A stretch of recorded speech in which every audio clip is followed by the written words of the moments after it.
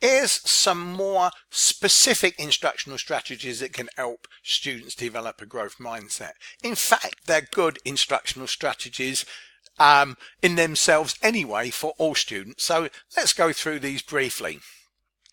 Provide opportunities for reteaching, relearning. We know that some students don't get it the first time, so providing them with opportunities for further rehearsal, going over the content, deliberate practice and feedback so that they build understanding, really useful. And we can do this in a number of ways, and with technology today we can provide them with online resources so they can go over material, they can hyperlink to different types of material, and get them to work in cooperative team-based groups. So lots of ways this can be done, and involve them in what might work best for them. So see it as a collaborative learning experience and opportunity to get more students in an inclusive situation for mastery learning.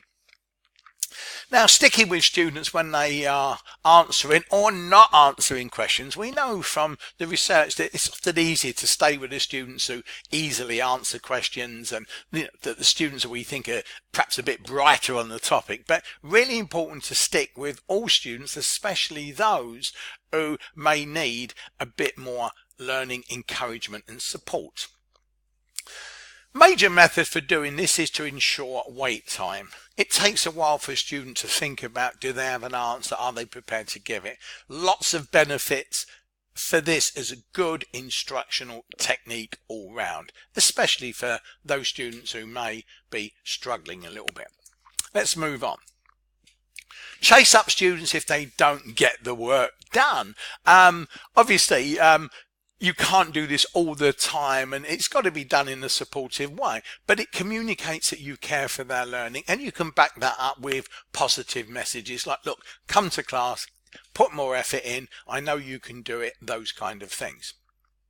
And encourage students to give you feedback on how they're experiencing their learning experience, your lesson, what Safir calls stop my teaching. So what does that mean in practice? Well, tell students, look, if you're not getting this, if you're struggling, you don't necessarily need to use the word struggling, of course, but get students to feel that they're able to say, look, I'm struggling here with this lesson, if that's the word they want to use, right? Okay. Also, where possible, give them some choice on the instructional methods that you might use. You've got to cover the content, but most importantly, the students have got to learn it, right? So if they can give you feedback on how they are learning better with what methods, in what context, helps them, one, to feel that you're taking an interest in learning, and develop what is often referred to as students becoming more agentic and taking the responsibility. So these are some pretty useful strategies.